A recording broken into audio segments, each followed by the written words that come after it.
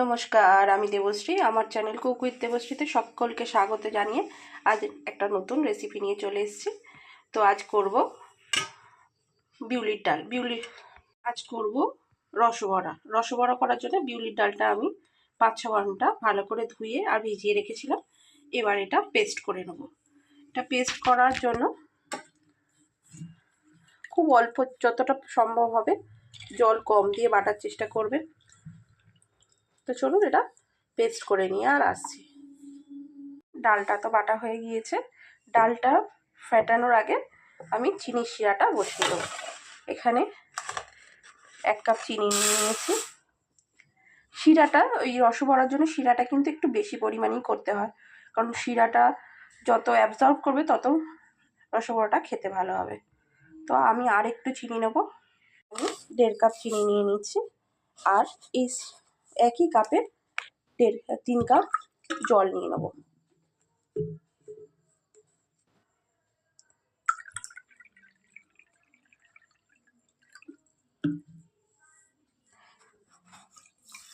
রেশিওটা এরকমই হবে। তো চলুন 3 কাপ জল নিই। দিচ্ছি চিনির শিরাটা হওয়ার জন্য, আর এখানে অল্প একটু নুন দিয়ে দেবো যাতে মিষ্টিটা ব্যালেন্স হয়ে যায়। তো এটা হতে থাক, আসছে। এবার ডালটা খুব ভালো করে ফেটিয়ে নেবো। ফেটিয়ে নেওয়ার আগে দিয়ে দেবো অল্প নুন, আর দিয়ে দেবো মৌরি, দিয়ে ডালটা খুব ভালো করে ফেটিয়ে নেবো। তো এবার ডালটা খুব ভালো করে ফেটিয়ে নেবো। এটা প্রায় 5 মিনিট 7 মিনিট সময় নিয়ে ফেটিয়ে নেবো। যখন দেখবেন ডালটা না খুব হালকা হয়ে এসছে ফেটাতে ফেটাতে, তখন বুঝবেন ডালটা সম্পূর্ণভাবে ফেটানো হয়ে গেছে। তো চলুন ফাটিয়ে নিই।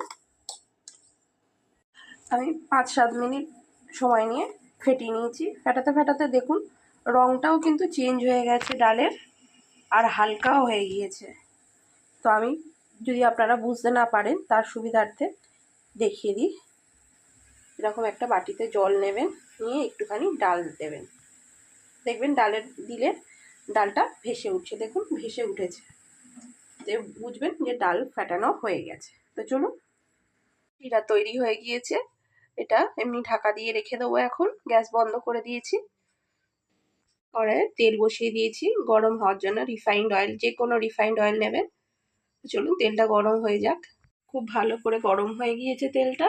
এবার গ্যাসটা আস্তে করে দেবো, দিয়ে বড়াগুলো দেবো।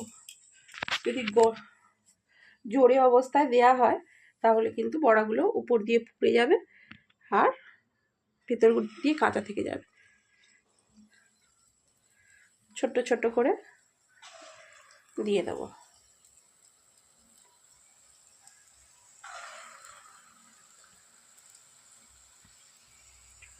তো চলুন এইভাবে সব বড়াগুলো দিয়ে দিই। সব বড়াগুলো দিয়ে দিয়েছি। দেখুন ফাটানো ভালো হয়েছে, সেই জন্যই কিন্তু বড়াগুলো এইভাবে তেলে দেওয়ার পর ফুলে উঠেছে। তো চলুন বড়াগুলো লাল করে ভেজে নিই।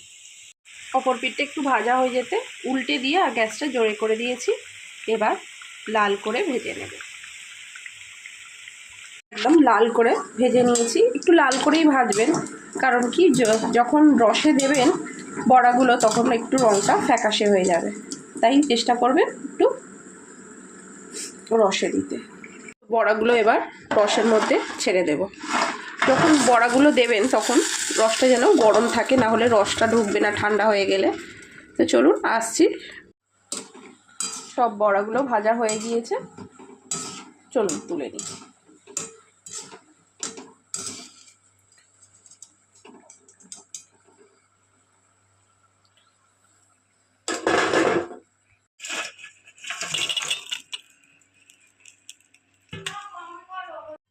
আগের বড়াগুলো ওপরে তুলে দিয়েছি, আর যেগুলো এখন দিলাম রসের মধ্যে সেগুলো নিচে করে দিয়েছি।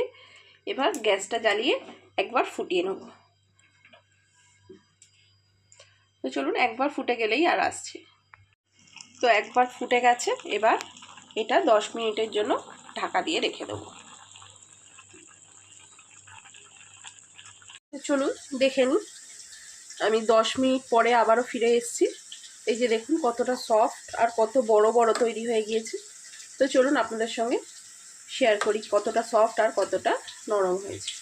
তো চলুন দেখা যাক কতটা সফট আর কতটা জুসি তৈরি হয়েছে রসবড়াগুলো। দেখতেই পাচ্ছেন ভিতরটা শুধু দেখুন কতটা জালিদার তৈরি হয়েছে।